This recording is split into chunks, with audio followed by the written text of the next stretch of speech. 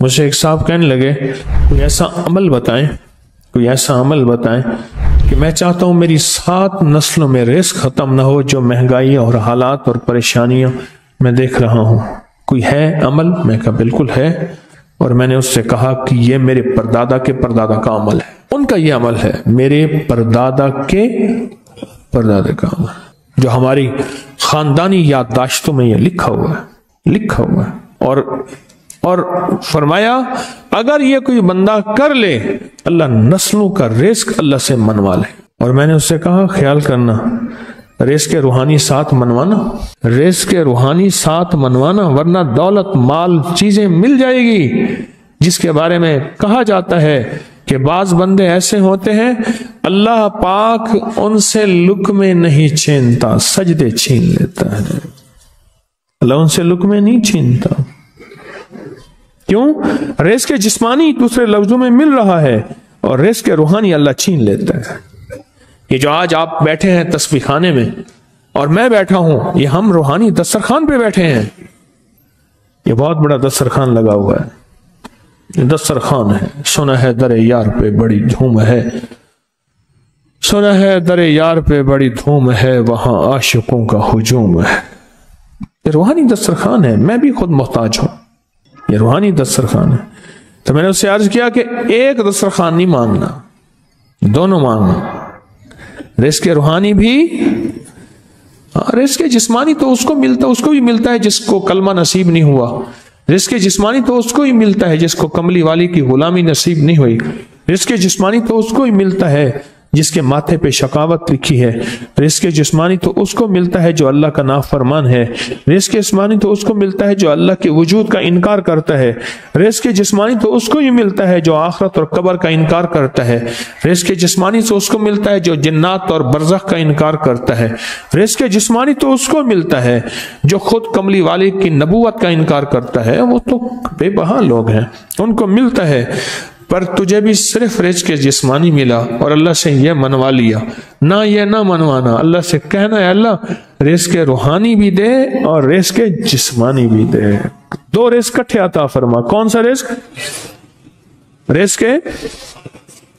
اور رزق جسمانی بھی دے، کہیں ایسا نہ ہو کہ میری نسلوں میں صرف مال دولت اور چیزیں ہوں اور تیرا نام اور تیرے حبیب کا نام نہ ہو، تیرا نام اور تیرے کملی والے کا نام نہ ہو، تیرا نام اور تیرے دوستوں کا نام نہ ہو، تیرا نام اور تیری آل و اصحاب کا نام نہ ہو، کہیں ایسا نہ ہو میں محروم ہو جاؤں۔ مجھے آل اور محمد اور آل محمد اور اصحاب محمد کی نسبتیں یہ بھی ساتھ عطا کیے رکھ۔ میں نے اس سے کہا کہ 2 چیزیں مانگنا۔ اچھا، قدرت کا نظام ہے، کچھ دیوانے بھی ہوتے ہیں، یقین والے ہوتے ہیں، آپ جیسے آپ مخلص بیٹھے ہیں، اور پوری دنیا میں ہمارے ساتھ اس وقت مخلص بیٹھے ہیں جو ہماری آج کی محفل میں شریک ہیں، ہوتے ہیں دیوانے۔ مجھ سے کہنے لگا ایک وقت ایک جگہ ہو بہت بہتر۔ میں نے اس سے کہا، میں نے کہا پھر بھی اگر ایک وقت ایک جگہ میسر نہ بھی ہو تو اگر عمل کسی وقت چوک جائے، عمل کی جگہ چوک جائے، عمل کا وقت چوک جائے، مجبوری میں نہ ہو تو بہتر ہے، پر توجہ نہ چوکے، دھیان نہ جائے، استحضار نہ جائے، یقین نہ جائے، اور سچا یقین ہو کہ میرا اللہ خود کہتا ہے یہ مانگنا بھی تو اسی نے دیا ہے نا، جب اس کریم نے مانگنا ہی خود دیا ہے تو عطا بھی خود کرے گا۔ نہیں خوف نارے جہیم کا کہ کرم ہے مجھ پہ کریم کا، وہ خود عطا کرے گا مجھے، اس نے مانگنا دیا دے گا۔ یقین ہو ایسا ایسا ایسا ایسا، اتنا زبردست یقین ہو، اتنا یقین ہو اللہ کے ملنے پہ اور اللہ کے مانگنے پہ، اتنا یقین ہو کہ گمان اور خیال سے بالا تر یقین ہو، بہت زیادہ یقین ہو۔ یاد رکھیے گا میری بات، میری طرف دیکھتے رہیں، یاد رکھیے گا جس کو ملا ہے یقین کی طاقت میں ملا ہے، اور جس سے چھنا ہے بے یقینی نے اس سے سب کچھ چھین لیا، بے یقینی نے اس سے سب کچھ چھین لیا ہے۔ جس کو ملا ہے یقین کی طاقت سے ملا ہے، یقین ہو کہ میں کر رہا ہوں اور اللہ مجھے دے دے گا۔ کہا کہ کیسا یقین ہو؟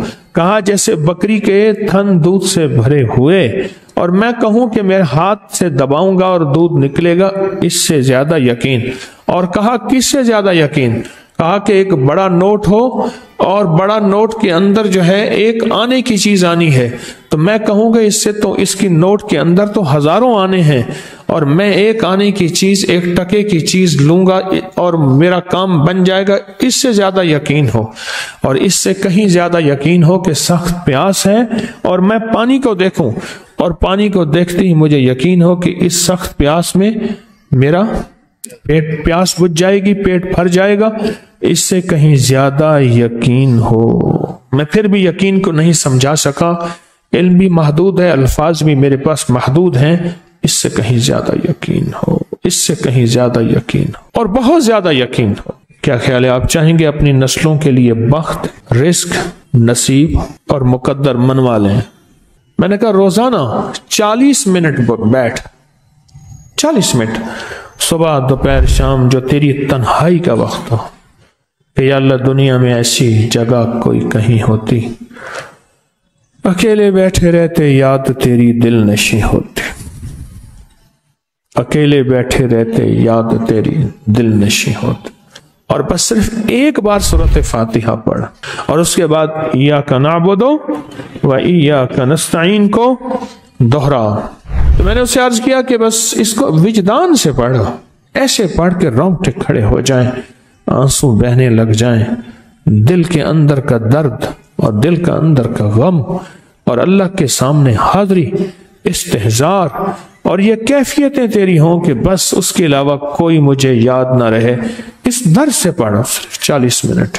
40 کی عدد کے ساتھ کائنات کے رازوں کا بڑا تعلق ہے۔ 40 کا جو عدد ہوتا ہے، بس 40 کے عدد کے ساتھ پڑھ، اور بہت توجہ سے پڑھ، اور بہت دھیان سے پڑھ، بہت توجہ سے روز پڑھ۔ مجھ سے کہنے لگا کتنے دن پڑھوں؟ تو میں نے اس سے کہا مجھ سے یہ دن نہ پوچھ، تیرا دل خود بولے گا کہ فیصلے ہو گئے ہیں، بس ختم، دل خود بولے گا۔ یہ بتائیں کہ پیٹ بھرتے ہوئے کوئی گھنٹی بجتی ہے، یہ دل خود بولتا ہے کہ پیٹ بھر گیا۔ پیاس میں بھی کوئی کہتا تو نہیں ہے کہ آپ کی پیاس بجھ گئی ہے، وہ دل خود بولتا ہے کہ بس اب پانی کی ضرورت نہیں ہے۔ نیند سے دل بھر جائے تو بس دل لے بس اب سو لیا، وہ اٹھیں۔ اسی طرح دل خود بولے، دل خود بولے، کیا بولے؟ دل خود بولے، اور دل اندر بولے، دل اندر بولے کہ اللہ پاک جل شانہ نے نسلوں کے لیے رزق، عزت، دولت، برکت کے فیصلے کر دی، بس دل بولے۔ کتنے دیر کر، اب یہ تیری اپنے مانگنے میں ہے، اب یہ تیری اپنے مانگنے میں ہے۔ مانگنے میں کمی ہے تو دل نہیں بولے گا، اگر مانگے گا تو پتہ نہیں دنوں میں یا ہفتوں میں، جتنے میں دنوں میں فیصلہ ہو جائے گا۔